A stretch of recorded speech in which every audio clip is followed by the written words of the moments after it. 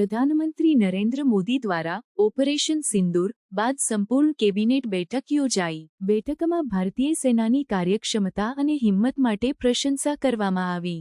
આ બેઠક દરમિયાન પ્રધાનમંત્રી મોદીએ જણાવ્યું કે આ ઓપરેશન સંપૂર્ણપણે આયોજન મુજબ સફળતાપૂર્વક પૂર્ણ થયું અને કોઈપણ ભૂલ થઈ નથી। આ બેઠકમાં રક્ષા મંત્રી રાજનાથ સિંહ, એનએસએ અજીત ડોભાલ અને અન્ય વરિષ્ઠ મંત્રીઓ હાજર રહ્યા। ઓપરેશન સિંદૂર હેઠળ ભારતીય સેનાએ પાકિસ્તાન અને પાક અધિકૃત કાશ્મીરમાં 9 આતંકી ઠેકાણાઓ પર ટાર્ગેટેડ એરસ્ટ્રાઇક કર્યા, જે પહલગામ આતંકી હુમલાના જવાબમાં કરવામાં આવ્યા હતા।